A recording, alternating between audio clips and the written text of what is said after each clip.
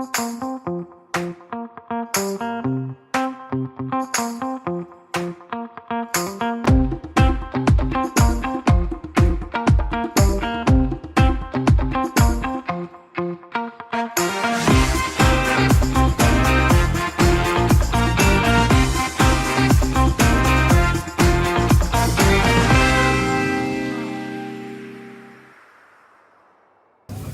selamat sore, Bepfams dimanapun berada.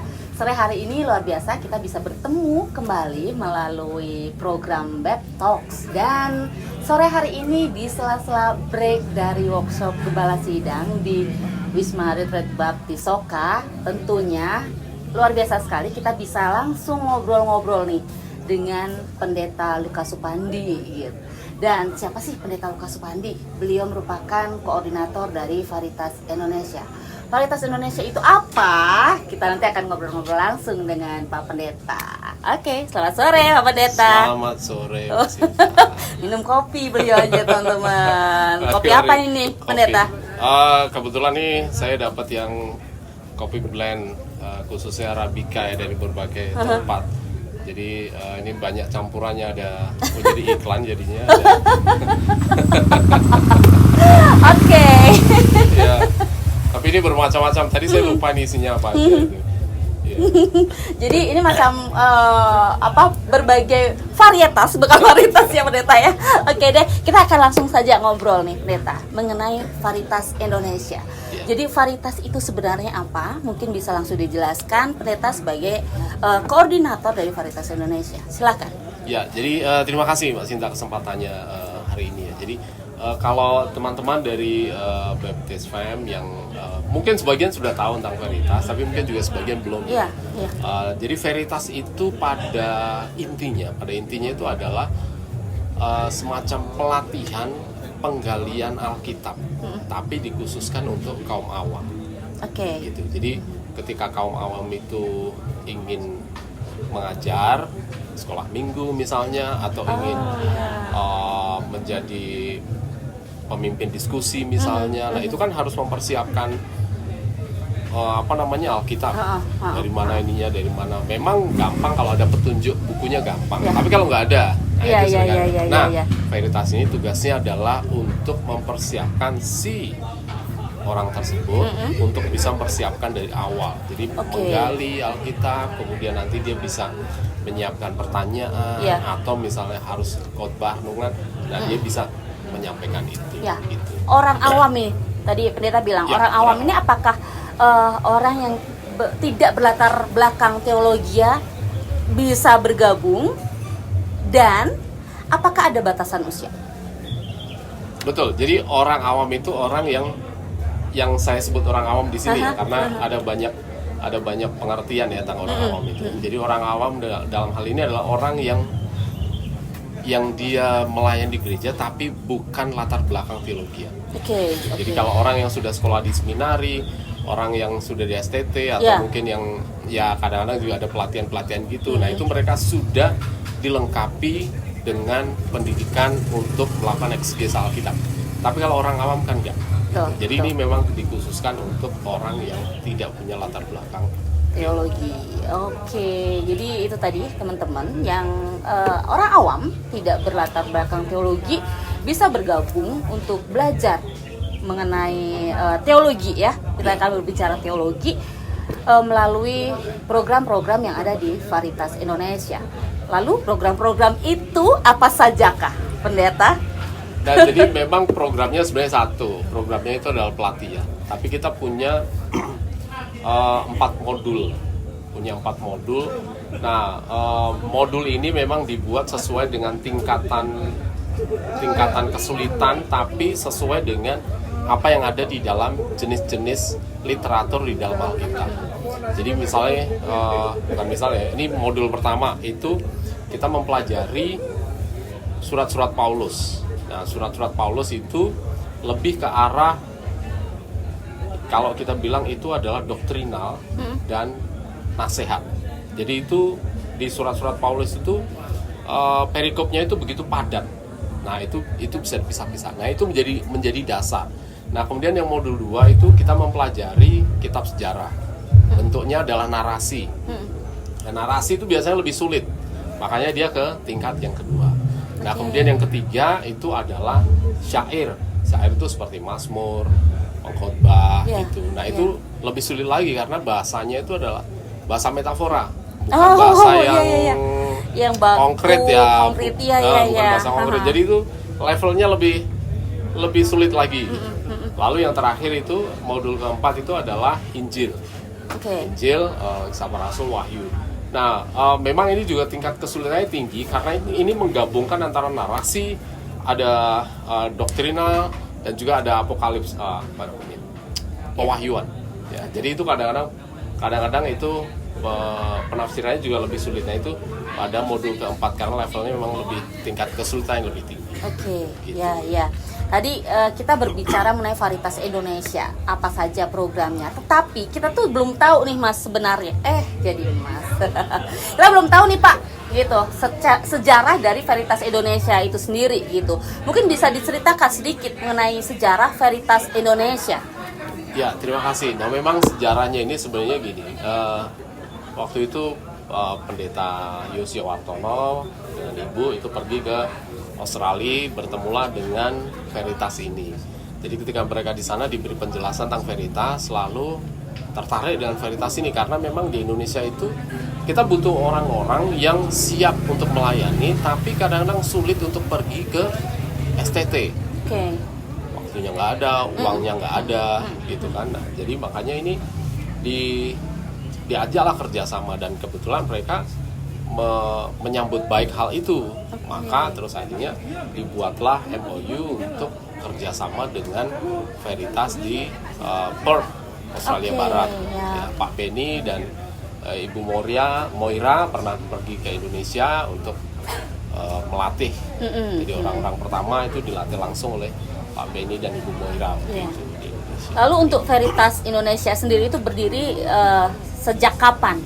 Nah, Veritas Indonesia itu sebenarnya berdiri sudah lama sebenarnya. Itu tahun berapa ya? Saya lupa. Tahun 2000, saya masih 2016, 18. Udah cukup 16, lama. Ya. Cukup lama sebenarnya. Cuman mungkin karena penetrasinya kurang masif ya. Gitu. Jadi belum banyak yang bisa mengikuti program Veritas ini. Sebenarnya kalau kita berbicara mengenai Veritas Indonesia, Veritas Indonesia gitu. Sistemnya itu bagaimana? Kemudian sistem apanya nih? Sistem misal pembelajaran ada bertahap gitu kan Pak ya. Kemudian apakah harus daftar sendiri atau dari gereja? Kemudian ini berlangsung berapa lama? Ya. Nah, kalau ini karena memang dibuat bisa independen, bisa kelompok. Ya, tapi kalau independen memang ini kan jadi kayak belajar privat gitu ya. Itu biasanya orang tidak terlalu suka dengan belajar privat, apalagi ini butuh komitmen yang cukup tinggi. Nah, jadi untuk belajar ini memang saya sih menyarankan bentuk kelompok ya. Untuk kelompok bisa gereja, bisa komunitas. Komunitas itu tidak harus gereja karena beberapa yang kelas saya juga komunitas juga. Jadi misalnya antar teman, yuk ikut Veritas gitu, 1-2 orang bahkan berada di lain tempat itu bisa ikut. Tapi juga ada yang gereja.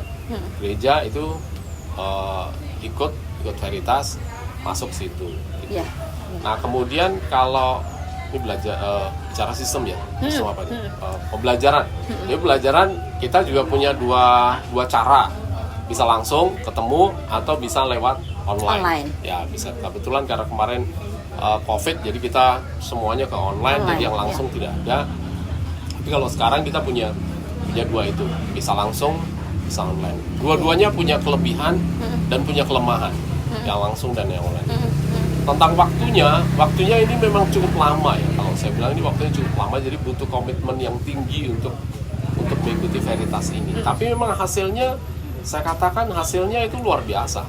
Itu karena orang bisa dibukakan pengertiannya, kemudian ketika dia belajar dia bisa lebih memahami. Bahkan dari beberapa kesaksian seorang pendeta yang mengikuti pun dia malah justru lebih mengerti ketika dia belajar dari Veritas ini. Berbeda ketika beliau belajar teologi langsung gitu ya. Karena mungkin kalau dulu belajar di teologi itu dalam tanda kutip terpaksa belajar. Kalau ini kan karena butuh gitu. Oke. Harus tahu. Iya, berapa lama pendeta untuk proses belajarnya?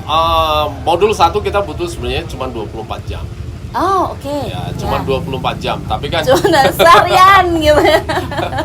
Tapi itu kan bisa dibagi ya. Ya. Tergantung dari kesepakatan dengan anggota kelompok. Ya. Mau sehari itu mau berapa jam, sanggupnya berapa jam gitu. Kalau misalnya kita ketemu dalam satu komunitas nih, kita bisa langsung nih full 3 hari full day gitu ya, 3 hari 3 kali 8 jam itu bisa 24 jam itu. Atau kalau tidak bisa dalam bentuk mingguan sekali ketemu. Tapi ini kalau mingguan itu biasanya kalau antara tutornya dengan lokasi pengajarannya deket ya.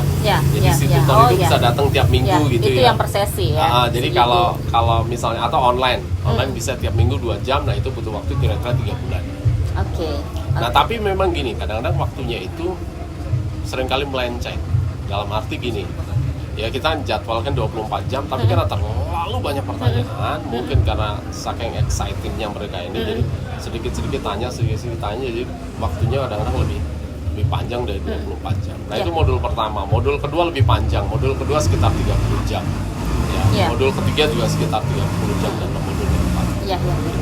Oke, ini jadi kayak kursus yang di luaran aja ya, waktunya disesuaikan dengan jam. Nah, berbicara lagi nih Veritas, saya masih belum begitu paham nih, mungkin teman-teman juga mungkin banyak yang bertanya-tanya gitu. Veritas Indonesia ini sebenarnya gimana sih? Tadi pembelajarannya sudah disampaikan oleh Pendeta Lukas Pangi, dan apakah harus daftar, apakah harus berbayar, atau bagaimana Pendeta? Oh iya, kalau saya mengatakan gratis itu kayaknya kok nggak mungkin ya. Karena modulnya banyak gitu maksudnya. Tapi memang gini, bukan berarti ini adalah ilmu yang mahal, karena kami itu hanya membebankan biaya modul saja. 80.000 dan biaya makan kalau perlu makan ya. Oh, itu kalau yang langsung ya. Okay. Atau biaya kuota kalau itu online. Kuota masing-masing maksudnya ya. Jadi kuota saya nggak perlu dibayari. Dengan harga 80.000? Murah loh.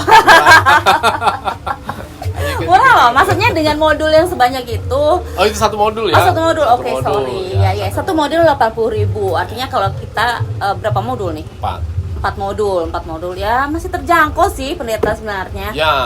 Masih terjangkau untuk teman-teman belajar di Veritas Indonesia gitu. Nah, Veritas Indonesia apakah terbuka untuk anak muda? Kami terbuka untuk siapa saja yang berminat untuk belajar. Oke. Karena kadang-kadang ada orang niat, tapi ketika lihat modulnya, tebel. Padahal kalau dilihat itu modulnya tebel, tapi tulisannya juga gede-gede. Jadi sebenarnya kalau dirikan itu sebenarnya tipis juga. Karena memang gini, kenapa itu panjang? Karena memang itu pelatihan. Jadi ini seperti orang yang seperti orang yang menghafal Alkitab, jadi di drill gitu. Jadi ini nanti latihan ini terus gitu. Jadi teorinya saya bilang mungkin sedikit.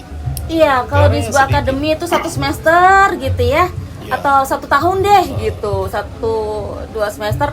Ini dipadatkan. Oh, oke. Iya. Kalau dihitung ya sama. Oke, mungkin bisa nggak Pak Lukas memberikan motivasi nih kepada teman-teman muda kita di BepTalks, BepFams pada sore hari ini untuk ayo dong belajar Alkitab di Veritas gitu loh. Jadi supaya ada semangat teman-teman muda ini. Silakan Pendeta. Saya mengajak anak-anak muda untuk bergabung ya di Veritas ini karena anak-anak muda itu kadang-kadang suka diremehkan dalam arti ilmunya itu, kamu masih muda gitu.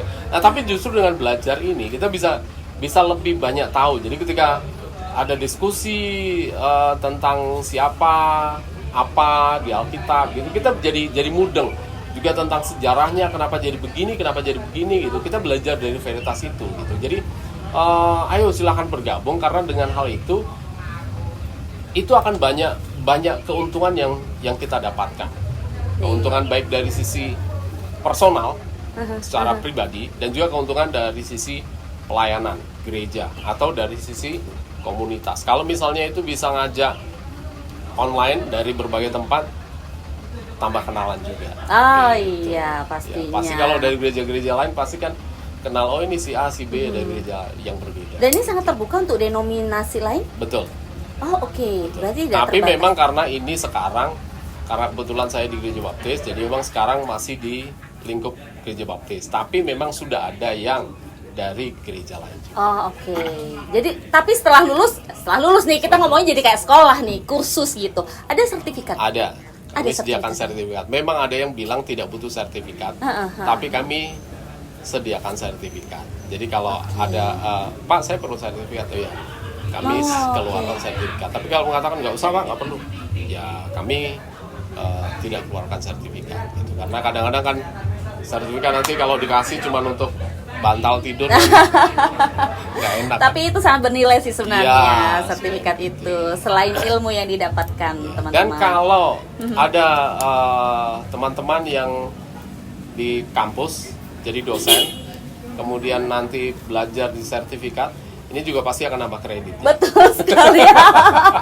Apalagi kalau nanti di belajar di Veritas, kemudian tingkat statusnya menjadi tutor, nah itu pasti akan nambah kredit. Oh gitu ya? Iya. Oh bisa menjadi tutor setelah keluar dari Bisa, Veritas? ya. Jadi Oke. tergantung kebersediaan yang bersangkutan. Gitu. Oke, itu tadi teman-teman. Veritas Indonesia sudah cukup cukup membuka kita untuk tahu Veritas Indonesia itu apa gitu.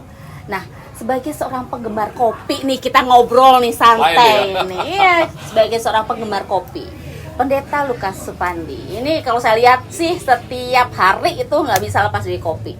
Gitu. Dan kopi dan Veritas, iya kan? Kopi jenis apa ini yang apa ya? Jadi macam Veritas Indonesia dan kopi ini ngeblend gitu loh. Kopi itu kan dari macamnya banyak ya. Banyak. Kopi itu macamnya banyak. Dan kalau kita minum kopi kan kita nggak bisa langsung bilang enak atau tidak enak, karena kita harus tahu nih. Disesap. Ya Lebih dulu. ini apanya ya? Oh ini beda ya. Kalau minumnya, oh ini beda. Jadi memang kita nggak bisa bilang ini enak atau tidak enak. Jadi masing-masing punya Taste-nya khasnya sendiri, ya, ya. punya taste yang berbeda. Tapi bagaimana saya bisa tahu? Ya karena itu tadi. Belajar mencesapnya. Iya gitu. Dan saya juga belajar untuk bagaimana ya. Kok ini ada rasa yang bukan kopi gitu. Kok ada jadi ada unsur-unsur di dalamnya gitu. Nah, Veritas juga begitu. Jadi kita ada melihat kepada unsur-unsur yang ada di dalamnya itu apa saja gitu. Iya, Jadi iya, bukan iya. hanya asal telan aja gitu. Iya, oke. Iya, jadi banyak belajar dari kopi dan juga Veritas. Maksain kali itu. Maksain. Oke, baik teman-teman Webforms dimanapun berada, sore hari ini seru sekali gitu bisa ngobrol langsung dengan koordinator Veritas Indonesia, Pendeta Lukas Supandi. Dan kita akan tutup untuk Web Talks pada sore hari ini. Sampai ketemu di Web Talks selanjutnya dengan tema-tema yang tentu saja lebih menarik. Oh iya, sebelum kita tutup, tentu saja kita akan mendengarkan closing statement terlebih dahulu dari Pendeta Lukas. Silakan Pendeta. Ya, saya mengajak kepada anak-anak muda untuk belajar. Karena belajar itu tidak ada matinya. Belajar tidak ada matinya. Belajar kapanpun, dan pasti itu akan mengupgrade kemampuan kita, bukan hanya kemampuan, tapi juga karakter kita dan juga pelayanan kita. Oke, demikian tadi closing statement dari Pendeta Lukas Supandi. Dan luar biasa sekali pada sore hari ini bisa ngobrol langsung dan belajar mengenai Veritas Indonesia. Sampai bertemu kembali, sampai berjumpa kembali. Tuhan memberkati.